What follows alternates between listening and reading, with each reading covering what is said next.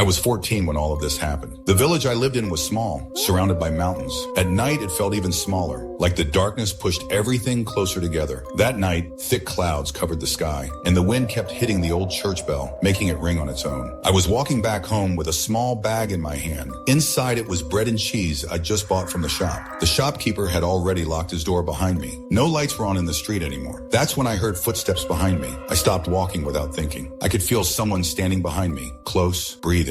In my head, I imagined a tall man, broad shoulders, standing right there. I turned around. There was no one. Then lightning split the sky. For just a second, everything lit up. And in that light, I saw him standing in the middle of the road. He didn't look like a normal man. Parts of his body looked wrong, like they didn't belong together. I saw sparks jumping from different places on him, like stars bursting out of his skin. And there was a smell, strong, rotten, like dead meat left out too long. He was laughing. In his hand, he was holding part of an animal's body, half rotten. Copper wires were sticking out of it, twisted around flesh and bone. I felt my mouth go dry. My throat burned. I didn't think much and started running. I could hear him behind me. Heavy steps, faster than mine. I ran until my chest hurt, until my legs felt like they would snap. When I reached the church and turned around, he was not there, just darkness on the side of the road. I didn't stop running. I ran straight to my uncle's house. I had been living there since my parents died 2 months earlier. People in the village said it was an accident. That's what they always said. But I knew better. When their bodies were found, there were burn marks, acid stains, copper wires, the same things I just seen. My uncle was an old surgeon. He used to say my parents were experimenting with things people shouldn't touch, things against nature. He never said more than that. That night, I didn't sleep. I woke up freezing. My whole body was shaking.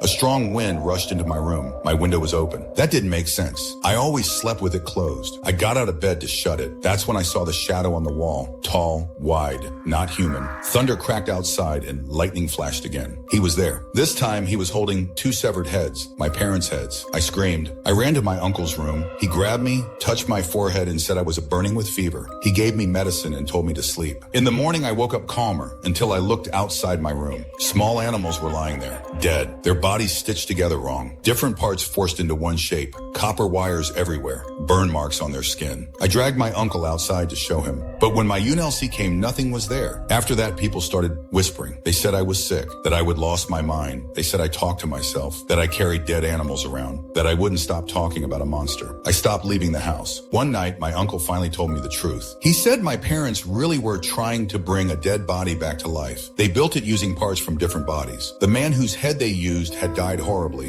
burned alive during one of the experiments. His soul never left, and it took the body they created. That thing killed my parents for revenge. While my uncle was talking, the lights started flickering. The doors began slamming on their own. Every window shook, then everything went dark. The smell hit us, rotting flesh. My uncle lit a candle. That's when I saw the shadow behind him. Tall, wide, twisted. The candle went out. He lit it again. This time, the monster was right in front of us. Half-burned face, white eyes, copper wires dug into his body, dripping from his hands. My uncle stepped back and tripped on a wire. The monster grabbed his throat and lifted him into the air. Electricity ran through his body. He didn't even have time to scream. His skin turned black. Then everything stopped. Neighbors came running. They found me sitting next to my uncle's body, crying. Copper wires wrapped around him. The same burn marks. The monster was gone. After that, I was sent far away to a boarding school. But the deaths didn't stop. Animals, sometimes people, burned, wired. The village slowly emptied. And even now, people say that thing still walks those streets at night.